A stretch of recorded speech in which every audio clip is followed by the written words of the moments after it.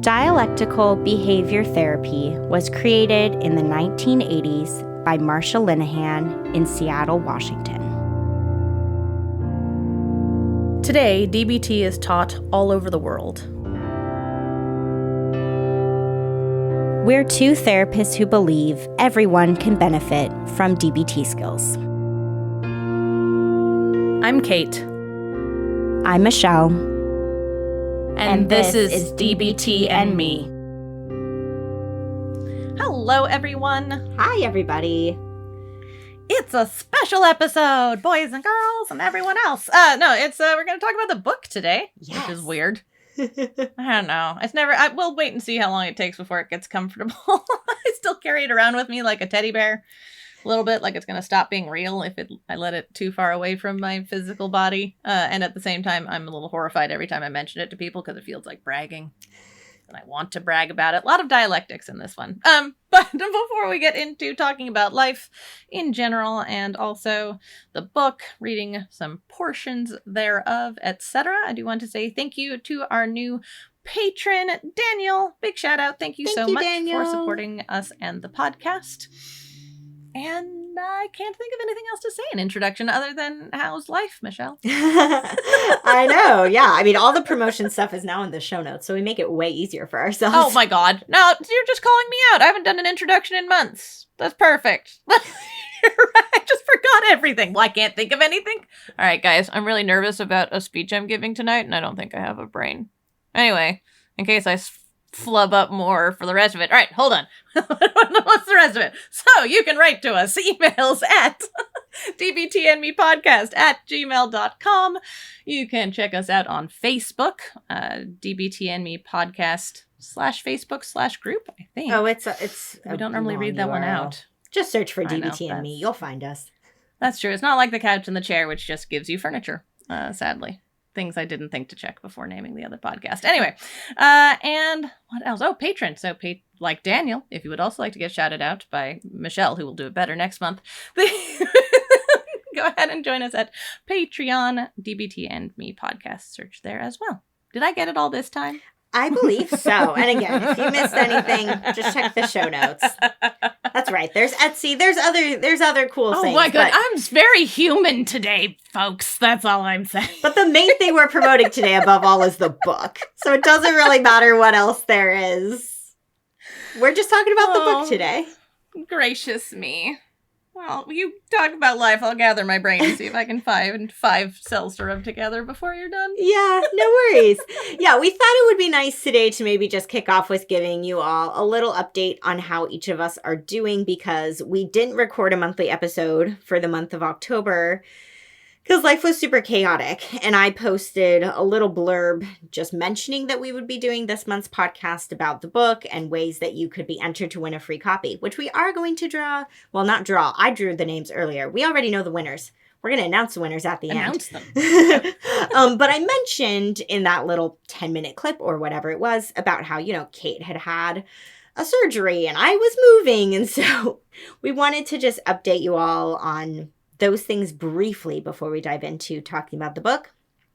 So on my end, yeah, life has been real chaotic over the last, I guess, 6 to 8 weeks or so. My husband and I decided we wanted to, it's been something we've talked about for a long time and kind of tried to do in the spring, and it just didn't work out, but we decided that now is the time to try to look at moving into a bigger home for our family, which is an exciting transition and a very stressful one. I have never bought a house before, let alone sold a house that I am currently living in. My husband bought the house we both live in on his own before we were dating. So this is all a brand new process for me. But basically, the update is a mixed bag, I suppose. The good news is that we found a house about a month ago that we really, really liked, and we decided to put in an offer, and the offer was accepted, which is very exciting. The more challenging news is that we're doing what's called a contingent offer. If you have no idea what that is, what it means is that because we are buying and selling at the same time, the only way that we are able to move into our new home is to sell our current home within 45 days. The reason for this is so that we don't wind up having any period of time where we're having to live in a hotel or anything crazy like that. But our house has been on the market for about 3.5 weeks now and counting, and our house has not yet sold. So we're in this weird period of time. Well, hopefully, I just realized this. Hopefully it will have sold by the time this episode is released. Oh. This episode is released on the 29th. We're recording it on the 13th. So I really sincerely hope that actually by the time this episode posts, our house will have sold and we will have gotten an offer on our house. But moving is just pretty chaotic. It's a big roller coaster of trying to pack up a lot of things and going to open houses and getting out of your house for showings if people want to come look at it. It's just been a lot of that stuff going on. And that was a big reason why we were like, no, not up for recording last month, because there was just something new every day, it seemed like. But that's my life update, is that I have a potential new house, but I've not been able to move into it yet. So I'm hoping soon. Fingers crossed that the deal is sealed by the time this releases. All right, so me. Well, I guess I'll start with the obvious, which is my brain is borked today, guys. Which is thematic of late.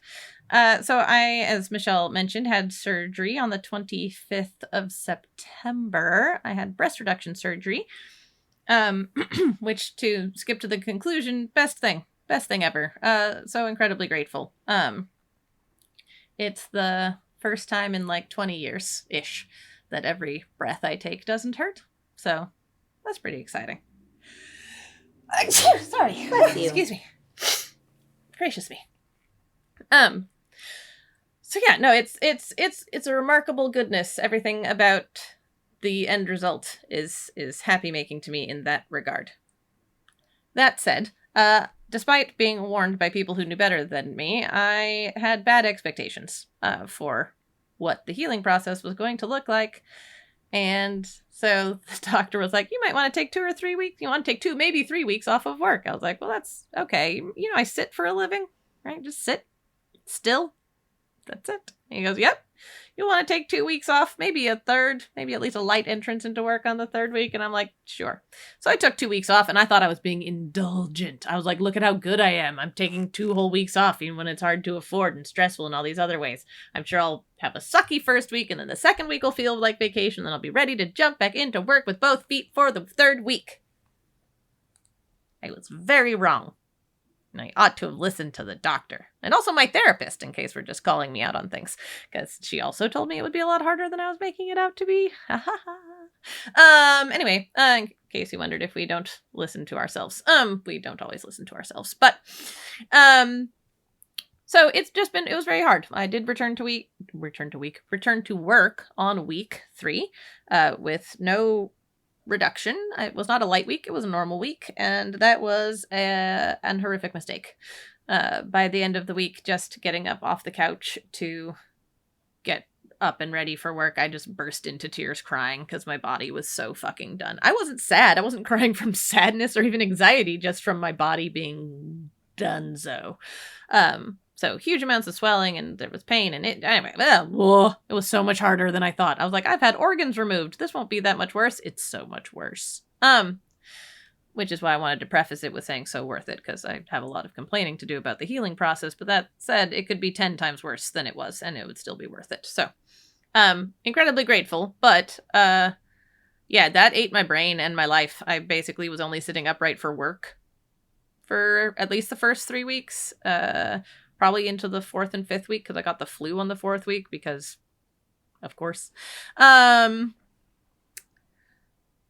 yeah, now I'm much better. We're still not at 100%. I've got itching and stuff from healing processes and things like that, but I can dress normally and move more or less normally. I don't have any active restrictions on what I can pick up. I can go back to doing because I was doing a whole lot of aerobics before that. No, but I can go back to things like roller skating and other aerobic activities, and recovery is more or less complete. But there were probably 5 solid weeks there where it was really probably the biggest influence on my world, and I just did not have any space for sitting up for anything that wasn't a client, which is part of why we did not do this last month, is because when we would have had to do it, the idea of sitting up for another 2-hour stretch would have made me cry a lot. So that's me. Nice. Better now, but life's been hard. Yeah. For what it's worth, I have been very impressed by how, I don't know. I know obviously we're just now sharing with our listeners how we've been doing over the last month, but in general, right, like your personal updates on your Facebook and stuff, and just being really transparent about like the challenges of this journey post-surgery, but also just how it's felt for you emotionally. And yeah, it's been really cool to bear witness to that. It helped me a lot to find recountings by other women online who had gotten the surgery, and so I don't have a blog or other things like that. So the closest I have is my Facebook, but I wanted to be a resource if I could be for other people, because there was just the people I found were bloggers. My weird little aside of sadness is I thought I'd found people who were giving me really good stories, and then I realized that they were professional vloggers who happened to get the surgery, and so it was still not the kind of like raw kind of recounting of things that I thought I was getting. Yeah. So I was like, all right, I just need to put it out there as very blatant. Yep. The ups and downs and sidewayses of this. Like not getting to be able to be hugged really for weeks was so much harder than I thought. Anyway, so hard, but if anybody's out there considering doing it, I'll say the same thing to you that every person I talked to before that had gotten the surgery said to me, which was the best thing they'd ever done in their life. Do it sooner rather than later. So that's my... Yeah. I'm just sad I didn't do it 20 years earlier. That's my only regret. Yeah. So... tell us about the book, Michelle. Okay, I'm sure I don't know anything about it. So we thought it would be a good place to start by giving an overview of the book. When Kate and I very first announced on the podcast, what did we record? I think it was a very short episode, like 20 minutes or something, a few months ago when we were announcing the book. So some of this stuff we talked about then, but we're just going to give a recap before we dive into actually reading portions of the book itself as a sneak peek for all of you. We're just going to give an overview of what you can expect from the book, how it's laid out, and how it may be helpful for you. So, the title of the book is a long title. I just call it DBT for Everyone, because that's just short and quick and easy. But the full title of the book is DBT for Everyone, a guide to the perks, pitfalls, and possibilities of DBT for better mental health. For the record, we did not come up with this title. The publishing company did, because we had a working title, but it wasn't very good and we weren't really sure about it. And we were like, you have a whole marketing team. We trust you all to come up with a better title than we did. And then they did come up with titles, and then we were like, oh God, those are terrible. What about these? And they seemed to think every single thing we thought was good was too short, and so this was the compromise that was reached at the end. This was I'm the middle ground. About the alliteration. Yep, yeah. They came up with it, and we were like, okay, that will do. But ultimately, as it says, right, a guide to the perks, pitfalls, and possibilities of DBT for better mental health. So, obviously, it's a book about DBT skills. So, each chapter is about a different DBT skill. We did not cover every single DBT skill, but we got most of them. The vast majority of DBT skills are in this book. So in each chapter, we give an overview, an explanation in our own words of what the skill is. If it is an acronym skill, we dive into talking about what each of the letters stands for. So after we give an overview of the skill, then we each talked about our tips for the skill. And really our tip sections, I feel like, are kind of just free form, like our thoughts, right? What do we think about this skill? How do we use this skill personally? What do we find helpful about it? How do we talk about it with our clients? So you really get to hear in each of those sections like Kate's unique take and my unique take on each skill. And then we get into, as the title says, we get into pitfalls of the skill, because this is something that we're really passionate about that we hope comes through on the podcast, which is that we think DBT skills are amazing. And we also know that they're not easy to use. And that a lot of times people will learn about a DBT skill, they will try it, and they will then come back and go, it didn't work for me. For one reason or another. We hear this in groups. We hear this from people who write in to us with Q&A questions, right? I'm trying to use the skill. I'm struggling with the skill. It's not working. What am I doing wrong?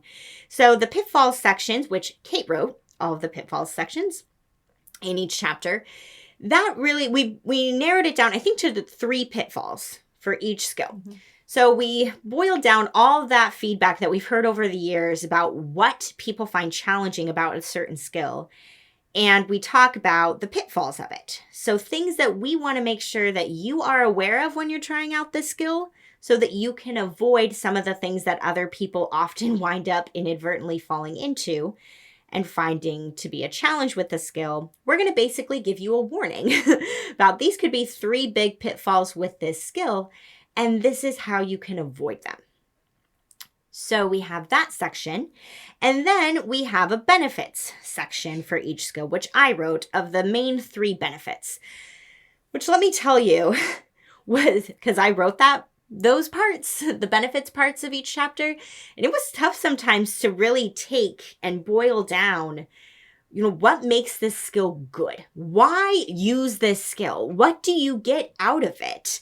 And I think Kate gave me the feedback sometimes when we were proofreading and editing, which was a freaking long process, of Kate's just like, you're talking about like 3 different benefits within this one benefit. Like, what are you really trying to say? And I'm like, I don't know, because it's all stuff that's good about the skill. I don't know.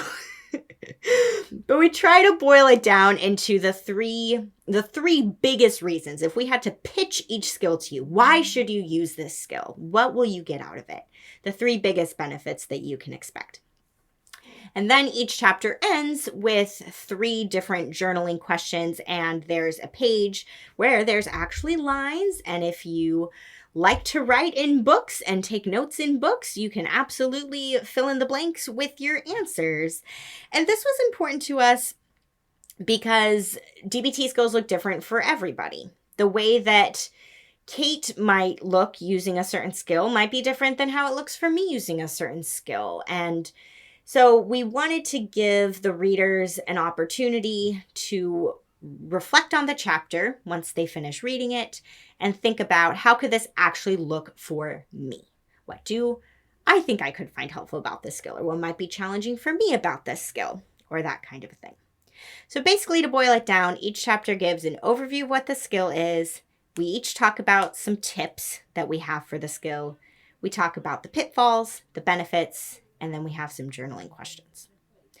We do that for nearly every DBT skill that there is. As far as if you are wondering, is this book for me?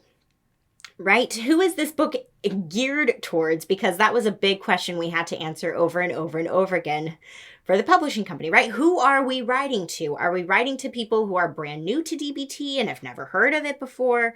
Are we writing to people who already know quite a bit about DBT? Are we writing to fellow therapists and professionals? And every time I think Kate and I kind of got stumped with this question because we were like, yes. It says DBT for everyone. We want to speak to all of those people, which it's very hard to write a book that everybody is going to find helpful. But I did just want to speak real briefly to, regardless of what boat you're in, whether it's somebody who is brand new to DBT, somebody who does have a lot of DBT experience, or a mental health professional, at least my take on why I think the book could be beneficial for each of those, I guess I was about to say 3 categories, each of those 3 groups of people, right? So for somebody who is brand new to DBT, they don't know any DBT skills. They don't know what DBT stands for. They know nothing. They know nothing about what to expect. What I like about the book, and this is how we try to communicate in the podcast too, we try to make DBT very easy to understand. We try to use terms that are not too clinical sounding. We try to make the material really accessible so that if you are reading and learning about this for the first time, you're going to be able to hopefully get to the end of the overview section of each chapter and say, I get it. That makes sense. That's our goal, is to not have it be a super complicated book, but one where the chapters are pretty easily digestible, not too long, and where when you're just first reading about a skill, you're hopefully going to be able to feel like you have a good understanding of what we're talking about. So it's a really easy to understand book, I think. That was our goal and our hope anyways. For those of you who are experienced with DBT, I think the way that this book will most benefit you is maybe less the overview section. I mean, of course, read that if you're curious and want a refresher on what each skill is and that kind of a thing. But I think what's really going to speak to you, if you've been using DBT for a long time and you feel like you understand what the skills are pretty well, would be our tips sections and maybe the pitfalls sections. I think the pitfalls sections of each chapter, again, are really important because it speaks to, if you've been trying out this skill and you've struggled with it, here are some reasons why you may be having a hard time, and here are some things you can do differently. And I think that's missing from a lot of other DBT books out there. They're really good at explaining, here are the skills, but I don't think they're so good about naming, and then this part of the skill is tough. Or if you were trying to use this skill in this certain context, it's not going to work for you. So don't use it in that context. Save yourself the trouble. We don't feel like a lot of other books out there talk about DBT in that way. So those are the sections that I think are really helpful for the more experienced folks out there with a lot of DBT knowledge, would be our tips sections and then the pitfall sections. And if you're a professional, a mental health professional, I think the biggest section that's going to help you is the benefits section. Because when you are talking about skills with your clients, and when your clients are basically going, okay, but how is this actually going to help me? Why should I really do this? I think what we talk about in the benefits section may really help in terms of narrowing it down to how this skill could really be useful in your client's life. The pitfalls section may also be pretty helpful for you in each chapter. Because again, if you have a client who's coming to you saying that they're trying these skills and it's not working, it may give you, I guess, a head start, we could say, as to why potentially that may be that they're struggling with the skill, and then some directions you could point them in for how to have more success with it. So I truly do. I believe in my heart of hearts there's something for everybody in the book. And I feel so biased saying that because, of course, we wrote it, but I really feel proud of what we've done. And I do think that it could be helpful for a wide range of folks out there. Awesome. I agree. Good. I'm glad you agree. Perhaps obviously, I suppose, since I also fought for the title with you. So I'm going to start off by just giving you guys a taste of the introduction. So Michelle and I each have our own individual introductory chapters as well in the book, but this is the general introduction to the book. While our personal histories with DBT started within the past 2 decades, DBT itself is much older. DBT was developed in the 1970s at the University of Washington in Seattle by Dr. Marsha Linehan, a clinical psychologist. She created DBT originally to treat borderline personality disorder, a disorder at the time that was considered untreatable by many in the psychology community. Since its creation, innumerable research studies have been done on DBT, and it has been found to be effective in a wide array of issues beyond BPD. DBT programs were structured around 4 modules with accompanying worksheets to complete. We formatted our book similarly into 4 parts corresponding with each of the 4 DBT modules. The most common worksheets used, and the ones we reference in this book, were created by Linehan herself. Besides very different personal introductions to DBT, as we mentioned in our prefaces, there are a lot of ways in which we differ from each other. Kate walks barefoot everywhere, including in public. Michelle wasn't allowed outside without shoes as a child, and so is rarely ever barefoot. Kate dyes her hair myriad colors. Michelle has never dyed her hair. While Michelle is organized and scheduled, Kate is more scattered and impulsive. The list could go on. When we first met in community mental health, we didn't think we would ever become close friends, let alone go on to start 2 podcasts together and write this book. We've come to see over the years that our differences actually make us a perfect fit as colleagues and friends. DBT is all about dialectics, and the dialectic for the two of us is that we are very different and also very similar in meaningful ways. We both are quite talkative while also being attentive listeners. No surprise we became therapists. We experienced challenging relationships and found understanding in each other. We hold very similar values. When we were approached to write this book, we thought, why us? After all, there are DBT books already on the market. What could we add to the mix? But the answer came to us almost immediately. We have our different personalities and experiences to share. Neither of us thought when we launched our podcast, DBT and Me, that it would grow as much as it has. People benefit from learning the skills, sure, but what we hear repeatedly is how much people benefit from our personal sharing and our dynamic together as we talk about DBT. We have fun while we do it. We laugh while we do it. And for us, it hardly ever feels like work. A big thing we have in common is that we genuinely enjoy teaching these skills to other people and using them ourselves. That's what we hope to bring to this book. There are a number of different ways you may want to approach the material presented here. If this is your first exposure to the skills, we highly recommend that you read the book through, start to finish, in the order presented. That said, if you know you really need distress tolerance skills, or perhaps your therapist has suggested you look into a particular set of skills, you can skip around in the book, reading it in the order that feels most relevant to you. After you've read through all the skills, or if you're coming to this book for more of a refresher after already going through a DBT course, you can use the index to look up a skill you're struggling with, or to find a skill you're wanting to utilize. Ultimately, approach it as feels best and works best for you. In each chapter, you'll hear both of our unique perspectives. After you read about what the skill is, you'll see tips from us both. We will then talk about potential pitfalls of the skill and potential benefits of using it. We end each chapter with questions for you to answer about how you will see that skill fitting into your life. Above all, we want you to actually integrate what you're reading by going out and using these skills. We both believe wholeheartedly that DBT is not perfect, and it can be extremely helpful and life-changing. We think DBT is here for everyone, no matter how big or small your life challenges are. We are grateful for you joining us, and we are honored to be a part of your mental health journey. Ta-da! I was about to say ta-da. We almost Really? jinxed. Yes. It's been a while since we read it. It has been a while since we read it. That's what's so crazy, is that you take the time to write it out, and then you read it and reread it and reread it and edit it and edit it and edit it. But yeah, we haven't looked at it in quite some time. Yeah, so it's interesting. So we wanted to, today, Kate and I each chose a part of the book to read.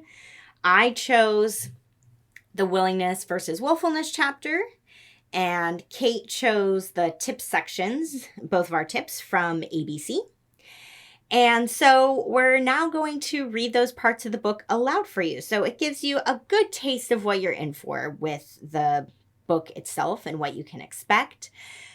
But as for why we realized that our reasons for why we each picked the section that we picked were pretty similar.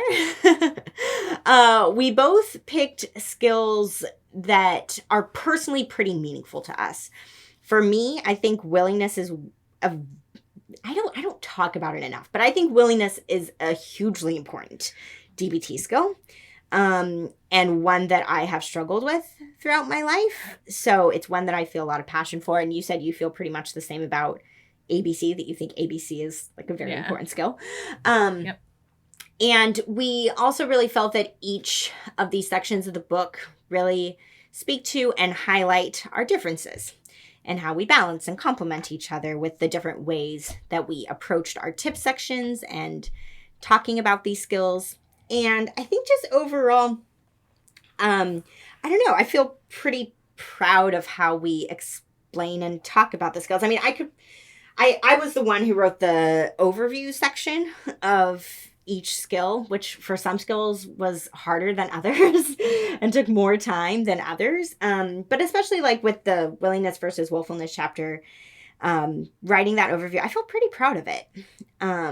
So yeah, that's why we chose these two parts.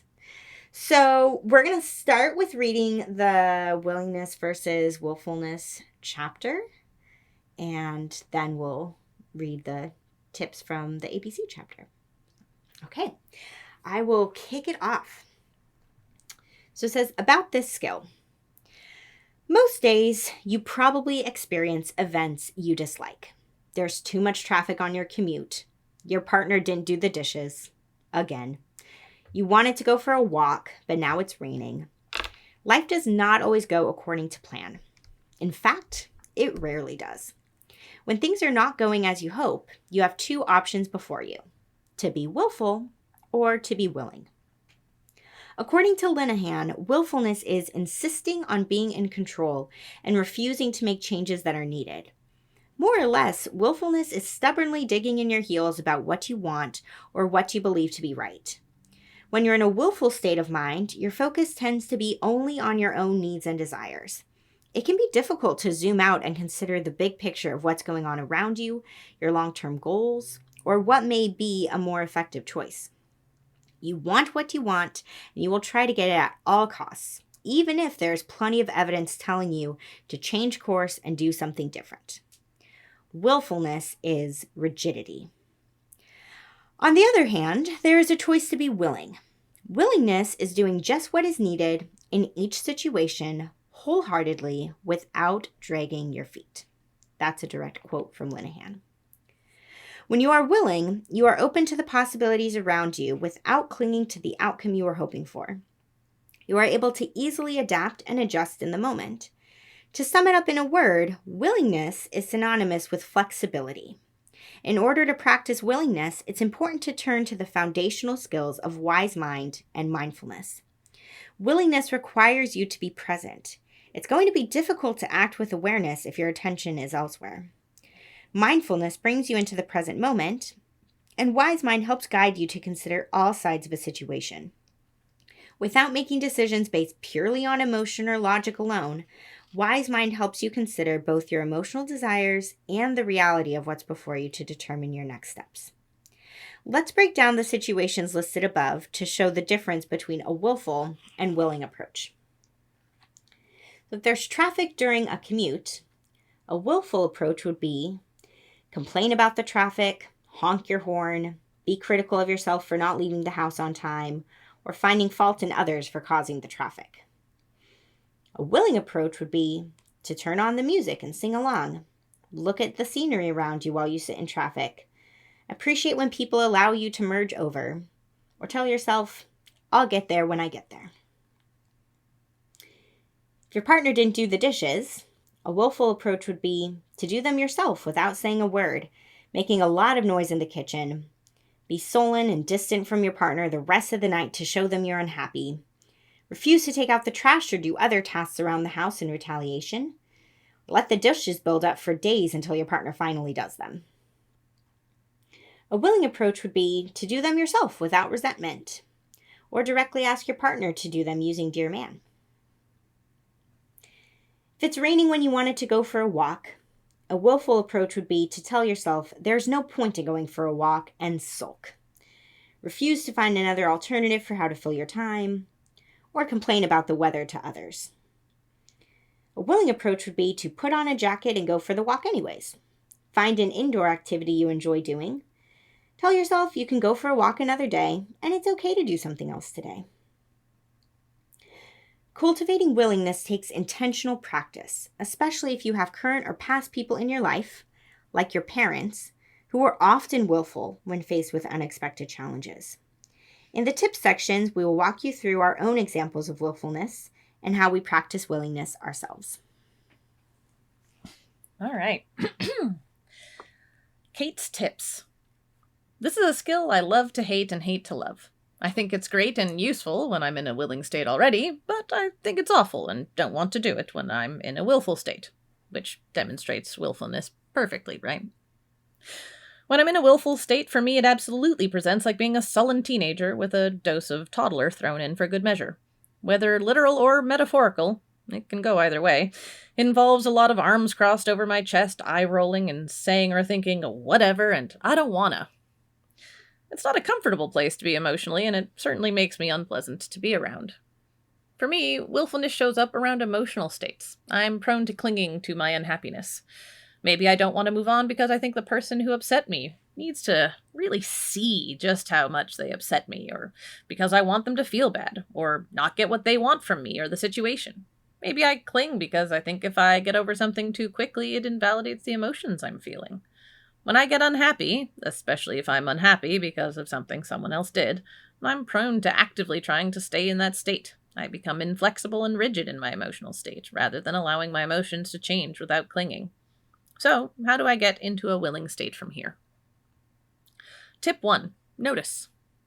Like with so many other things, the first step is noticing where I am in the first place. It can be a struggle for me to notice when I'm in a willful state. What helps me is really understanding what willfulness looks like for me, and what situations it most commonly shows up in. I recommend, when not in a willful state, sitting down and thinking about times you've been willful. Try to see what those times have in common. Try to remember what it felt like in your body, what kind of things you were thinking, or if the stimuli that tipped you into a willful place were similar in each one. The more you build your awareness of how and when willfulness shows up for you, the faster you'll notice it when you end up in a willful space in the future. Tip 2. Realize I'm mostly hurting myself. Once I've noticed I'm in a willful place in my head, the next step for me on the path to willingness is realizing that I'm mostly hurting myself. It's very unlikely that clinging to my bad mood is actually communicating effectively with whoever upset me. Turns out talking works a lot better. Staying in the bad mood doesn't actually have any bearing on the validity or reality of the emotions I'm having. Staying in a bad mood only means I'm suffering more and for longer. Allowing myself to move on from my emotions will actually help me to communicate more clearly with those around me. Moving through the emotions is also healthier and less painful. Once I notice I'm being willful, mostly just causing myself more suffering and not achieving any of my other quote-unquote goals, I find it much easier to shift from a space of willfulness into a space of willingness. Try asking yourself what the actual impacts are of your willful actions. Tip 3. Distraction. One of the most effective tools I use for getting out of a willful headspace is to distract myself. It's best if it's with something that elicits a very different emotion from the one I'm mired in. This is using the E from excerpts. I do an activity that is engrossing and evokes a new emotional state, like watching stand-up comedy or horror, reading a favorite book, or baking. I might also use opposite action, which might look like trying to pleasantly engage with the person who upset me. Once I've knocked loose the stuck emotion, I find it much easier to return to a place of being flexible in the moment and willing to go with the flow again. Michelle's tips. I have struggled with willfulness for most of my life because I am often busy with appointments, chores, emails, and more. I have a habit of trying to do too much with not enough time. I conceptualize this as being like Jenga. In the game of Jenga, you take wooden blocks and build a tower as tall as you can. One by one, you remove the blocks, hoping the tower stays standing for as long as possible. Most days of my life, I construct a plan. I decide what I want to get done and when I want to do it. Some days, everything works out perfectly. But those days are the exception, not the rule. Most days, something happens I don't expect. I get a phone call that needs my attention when I'm in the middle of something important. The lines at the grocery store take longer than expected, or a friend shows up late to the lunch we planned. All of a sudden, my picture-perfect plans aren't working anymore. Just like when you remove that one block from the Jenga tower and it collapses, so too would my schedule collapse around me with a ripple effect. If one thing didn't go according to plan, I would tell myself my day was ruined. I would get upset and blame other people for their incompetence. I would tell myself in frustration, why can't everything just go how it's supposed to? In other words, I cling tightly to control and how I think things should be. I'm not in the flow of life, and I struggle to let go so I can adapt and become more willing. Thank goodness for my therapist, who has helped me move towards willingness over the years. I have learned a few things from her that I will share with you. If you're a type A driven, perfectionistic person, listen up. You're who I'm talking to, because we are the people often most guilty of willfulness. This is how I've slowly shifted to a more willing stance. Tip 1. Allow wiggle room. We live in a fast-paced culture that is constantly moving. We're told the more we can do, the better. At a certain point, I told myself to stop scheduling so many things in a day because it was creating the dynamic I described of needing everything to go perfectly or else. I now try to limit myself to only one big thing a day, i.e., one get-together with a friend, one doctor's appointment, etc. This means I can be more in the moment when I'm there without watching the clock, hoping I'll have time to get to the next thing. It has greatly reduced my stress. Tip 2, take a deep breath. When things start to not go how you wish they would, close your eyes for just a moment and take a deep breath. It's more powerful and needed than you think. This is a beautiful time to tell yourself the world isn't going to end, you can figure out what to do next, and it's going to turn out just how it's meant to, even if that's different than how you originally saw it going. Tip 3, put it off until tomorrow. Most things do not need to get done right now. I understand the temptation to accomplish things as quickly as possible because I try to do that regularly. This leads to feelings of resentment, frustration, and shame over how long my to-do list is and questioning why I can't get it done in the time frame I set for myself. Thankfully, I've learned what to do.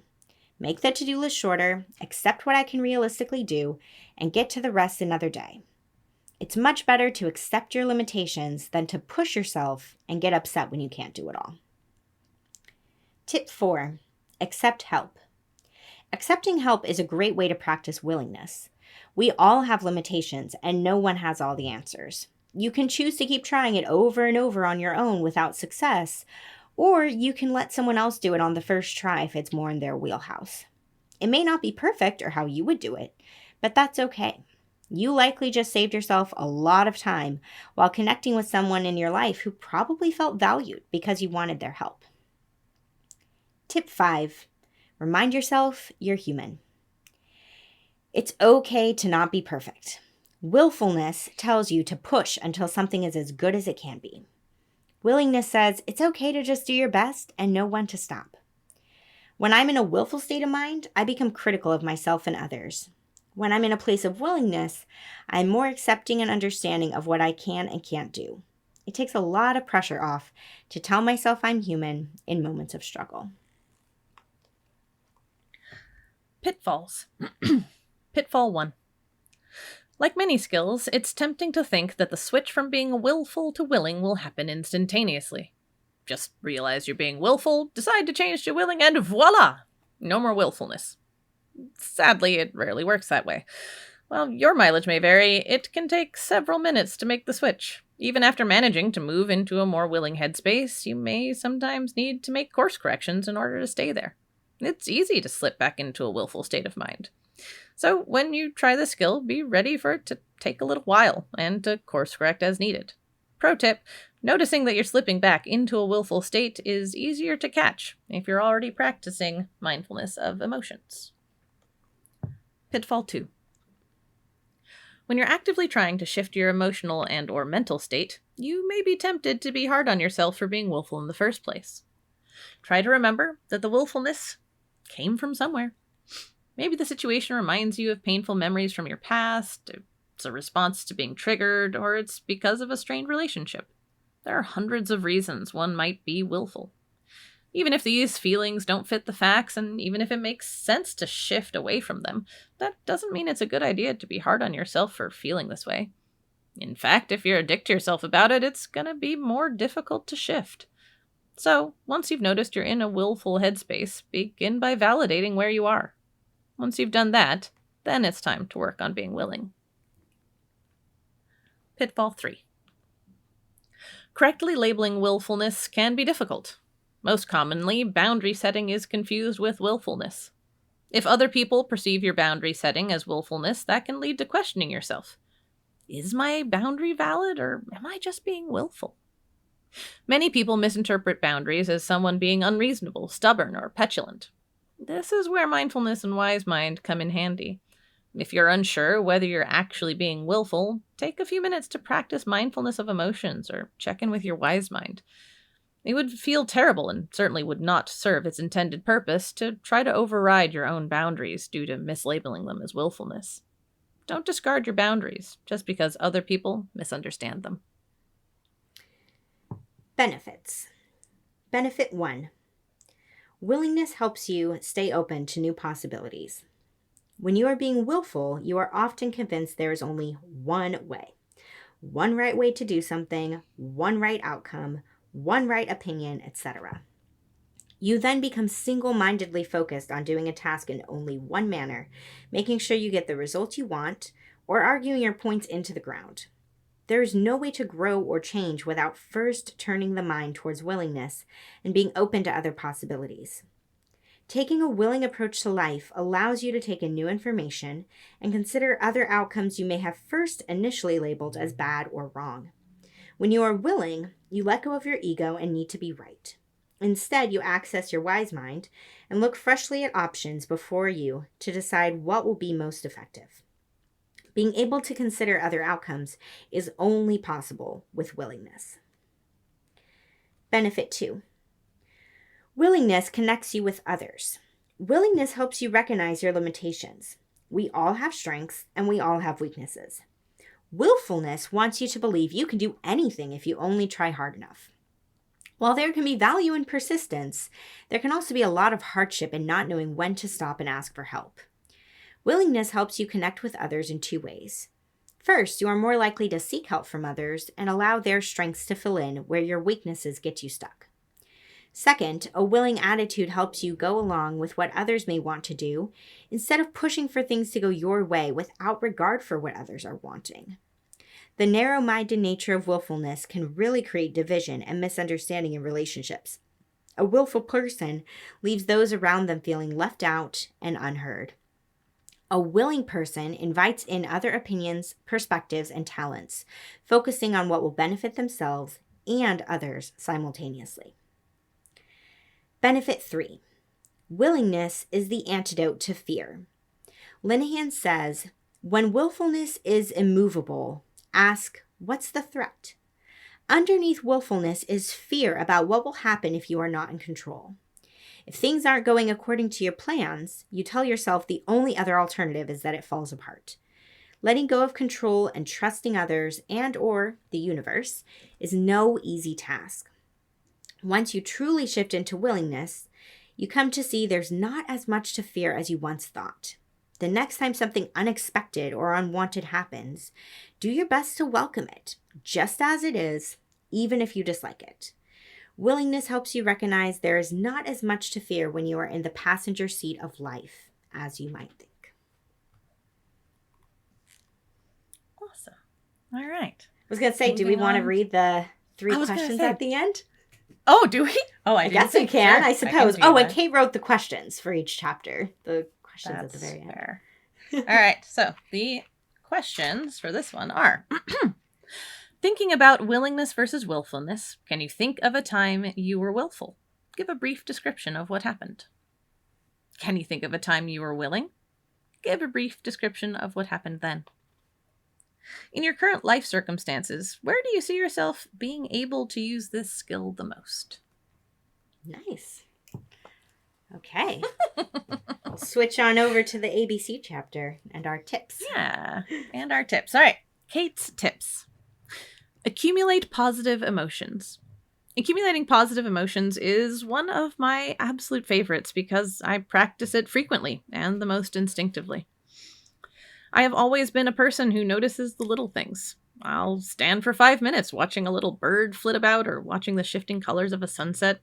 I'll close my eyes and just savor an amazing bite of food. In short, I do my damnedest to mindfully attend to every small pleasure my world makes available, even if only for a moment. Obviously, I still miss many of them.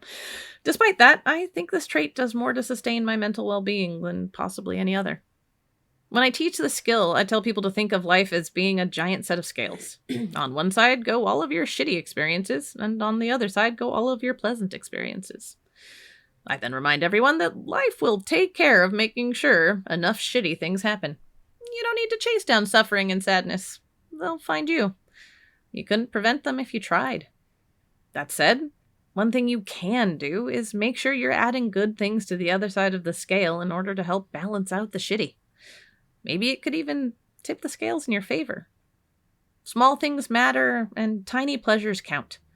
If you've ever experienced severe depression, you know how hard it is to even consider trying to engage in grander pleasures. While grander, pleasant events such as a vacation will certainly add a lot to the weight of that side of the scale, you can add just as much weight there through a dozen smaller, and probably more accessible, things. Build mastery. We are all good at something. Yes, you included. Maybe you're good at something considered impressive by most people. Maybe you're good at something so unusual most people don't even know what it is. Maybe you're good at something utterly mundane or even inane. I don't know what it is for you, but I know you're good at something. My favorite personal example is that I am incredibly good at making grilled cheese sandwiches.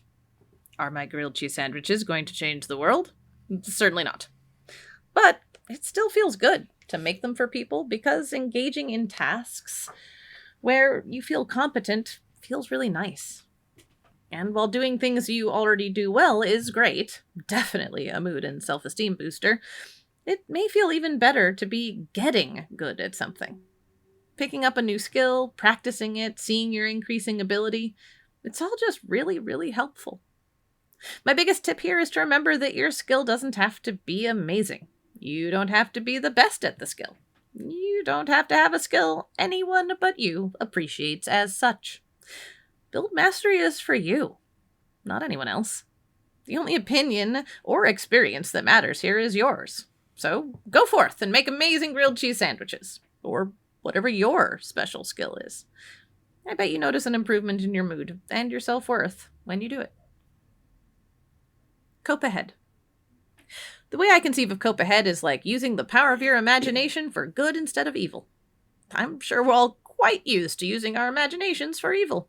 I bet you have spent plenty of time imagining a dreaded upcoming event and imagining all the ways that dreaded event could go badly and all the ways you could fuck it up. The skill asks you to instead imagine that same dreaded event, but this time imagine yourself navigating the event skillfully and with even-keeled emotions. You can also think of this as rehearsing the event the same way race car drivers visualize themselves driving the track over and over in their heads as a way to practice. The more you imagine yourself doing a thing a particular way, the more likely you are to actually do the thing that way when the time comes.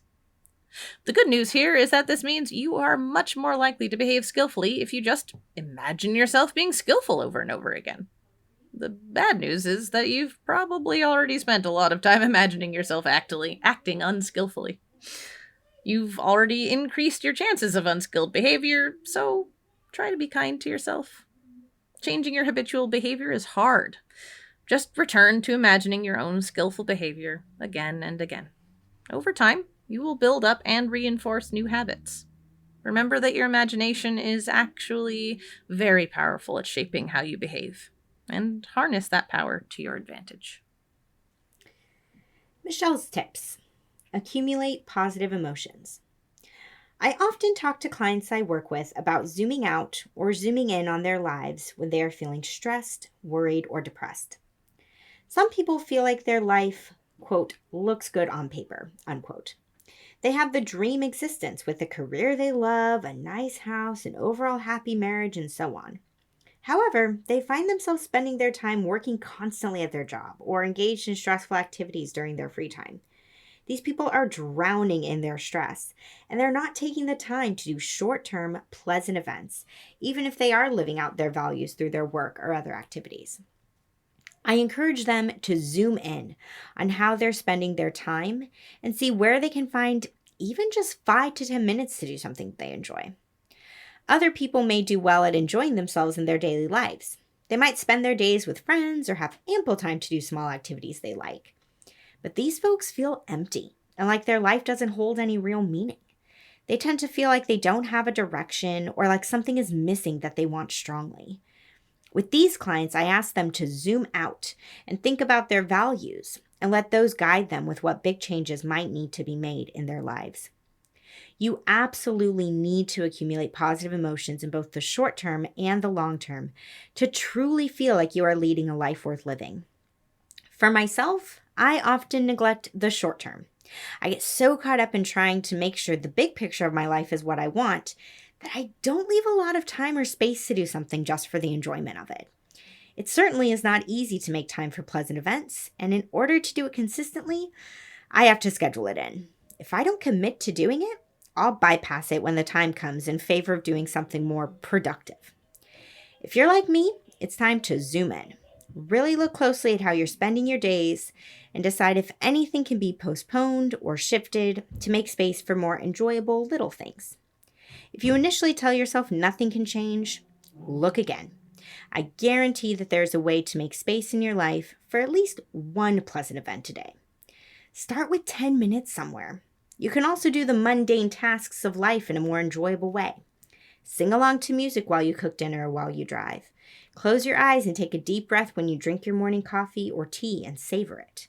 Watch a movie you like as you fold the laundry. Over time, those small things start to add up in a positive way.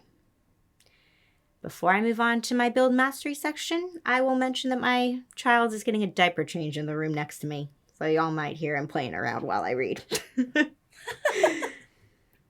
Build mastery. If you're a perfectionist like me, build mastery is both your friend and your enemy. On the one hand, if you're a perfectionist facing too many new tasks lately that you're stumbling through, you may need a reminder you're still good at something to help your bruised ego. On the other hand, a perfectionist's focus tends to be on being the best. Doesn't matter if you get an A, you want an A+. If you're trying to build mastery and internally criticizing yourself throughout the activity you chose, it's a sign you need to pause. The goal of this skill is to feel good about yourself at the end of it, to feel proud of what you did. You also want to have an experience of feeling less stressed rather than more stressed because you didn't do that thing to your high standards. Ideally, building mastery helps you find a state of flow.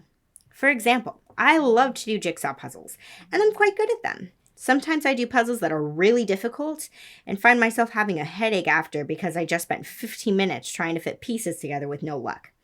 Other times, the puzzle comes together easily for me, and I'm putting forth just the right amount of effort, finding that sweet spot where it's not too difficult or too easy. That's the spot to be in for building mastery. If I truly want to practice this skill, I am best served by taking a step back when I feel frustrated about a puzzle. That's not the experience I want to have. In these moments, I could find an easier puzzle to work on instead, so I regain my sense of mastery, or lower my own standards in my head for how well I think I should be doing on it. Puzzles are my thing, but think about what your thing is and how you can create an experience of building mastery with it for yourself. Cope ahead.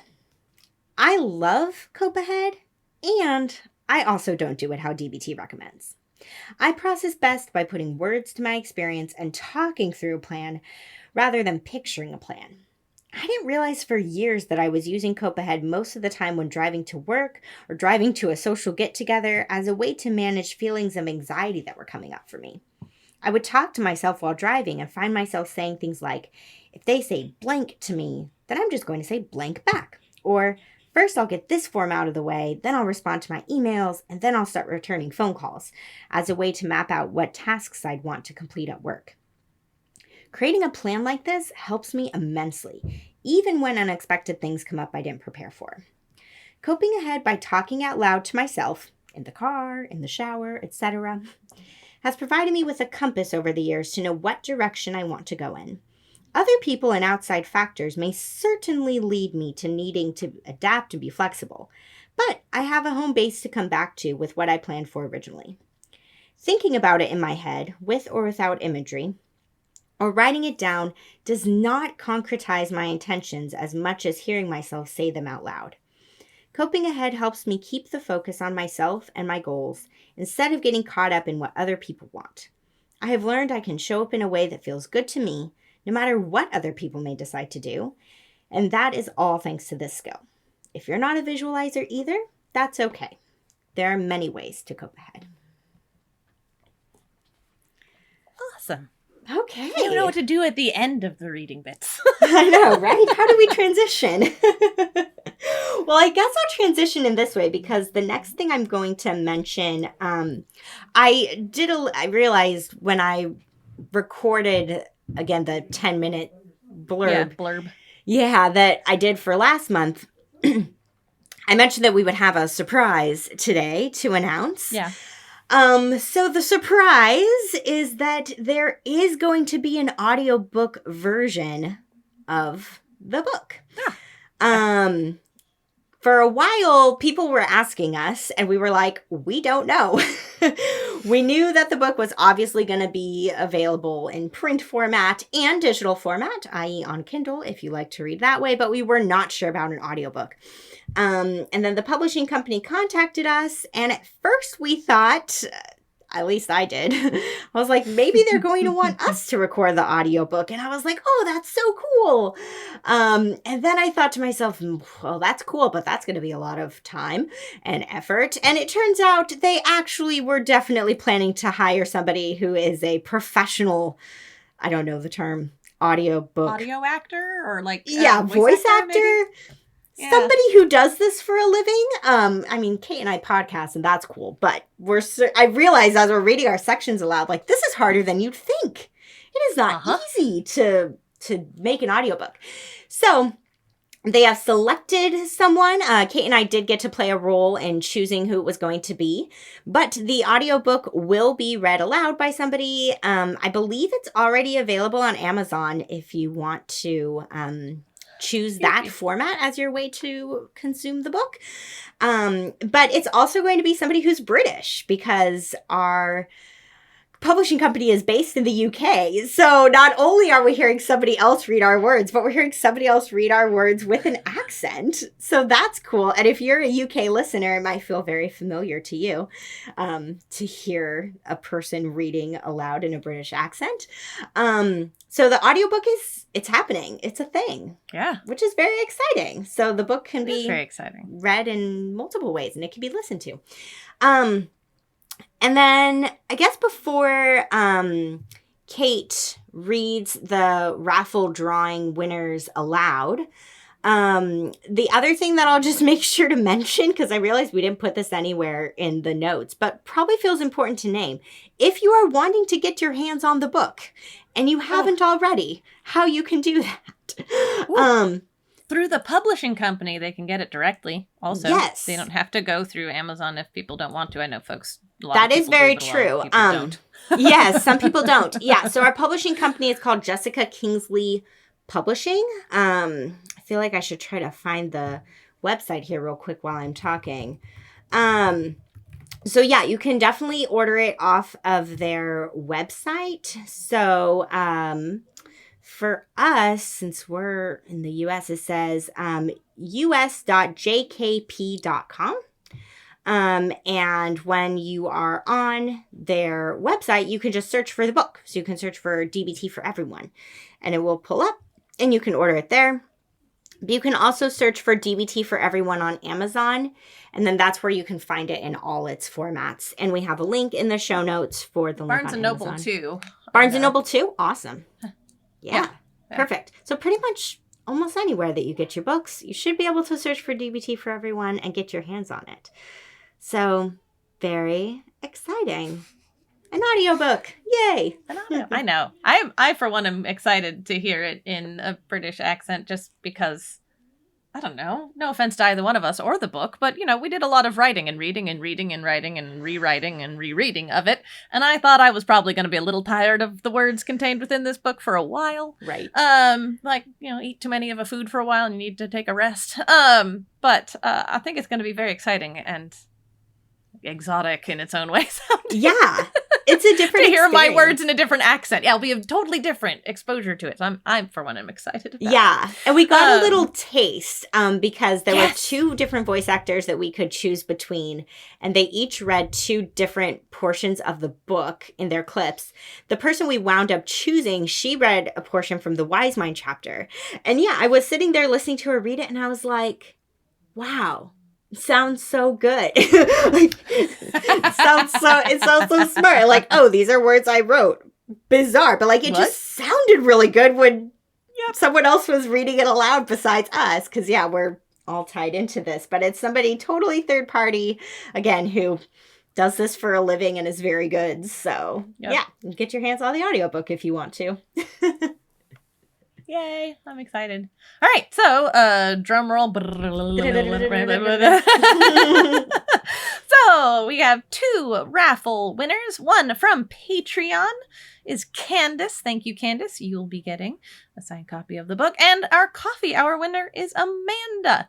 We will be sending out emails to get your mailing addresses. I was going to say tomorrow, but the funny thing is you'll have gotten the emails by the time you know, you hear this. Or Michelle is going to put it on a to-do list to do it after the 29th, in which case, bless her heart, because I will forget by then. You know what I realized I did earlier, because I did the actual drawing about an hour before we recorded.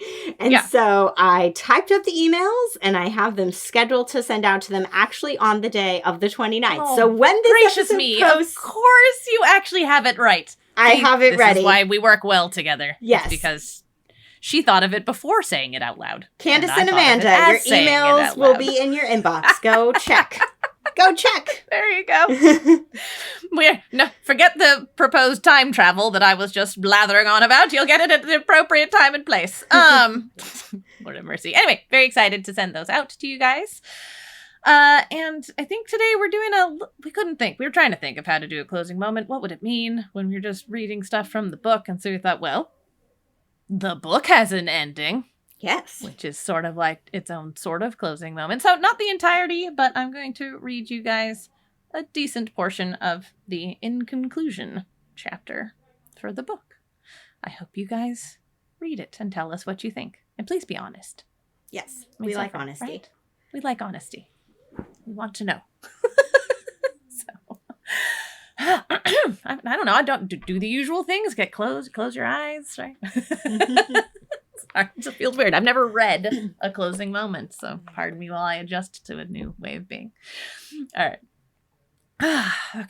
Go ahead and get comfortable, everybody, whatever that means for you today. Sitting, standing, laying down. Whatever feels good and right in your body. And if you are safe and feel comfortable doing so, I invite you to go ahead and close your eyes. As per usual, we're going to start by just noticing our breath. You don't need to breathe any more slowly or any more deeply than you are naturally. It's just about tuning in. Just about really paying attention to the rhythms and the sensations of your breath and letting them welcome you into your body and into the present moment. And as best you can, try and stay with your breath as I read it to you. Your mind may wander, might get lost in the words and lose the sensation of your body, and that's okay. Just when you notice, do your best to come back into your body, into your breath, and into the moment.